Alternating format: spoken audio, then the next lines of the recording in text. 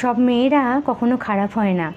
আমি মনে করি লোভী স্বার্থপর মেয়ে ছাড়া প্রত্যেকটা মেয়েই কিন্তু চায় বিয়ের পর শ্বশুরবাড়ি গিয়ে প্রত্যেকের সাথে মিলেমিশে হেসে খেলেই সংসার করতে।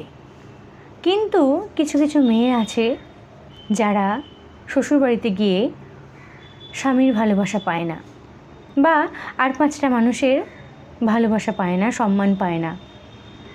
তারা যখন দেখে যে আমাকে কেউ সম্মান করে না, আমার সাথে সেইভাবে কেউ কথা বলে না, আমার সাথে প্রয়োজন ছাড়া কেউ কোনো কথা শেয়ার করে না, আমাকে এড়িয়ে এড়িয়ে চলে, তখনই কিন্তু সেই মেয়েটির মধ্যে জেদ, মান অভিমান, রাগ বাড়তে থাকে।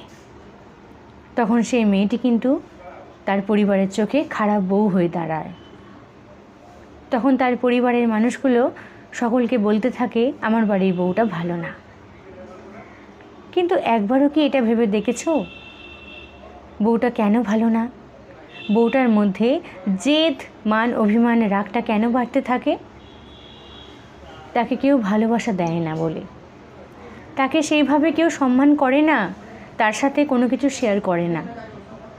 বাড়ির আর পাঁচটা মানুষের সাথে সব কথা শেয়ার করলেও বউটাকে সবাই এড়িয়ে চলে। এখনও আমাদের সমাজে এমনটা কিন্তু হয়।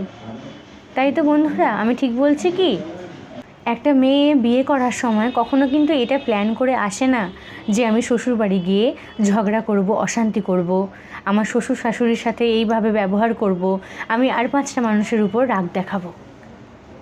সে শিখে যায় যখন দেখে আমার সাথে এরকম বিহেভিয়ারটা হয়, যখন দেখে আর পাঁচটা লোক আমার সাথে এইভাবে করে, তখন কিন্তু সে খারাপ ব্যাপারটা শিখে যায়।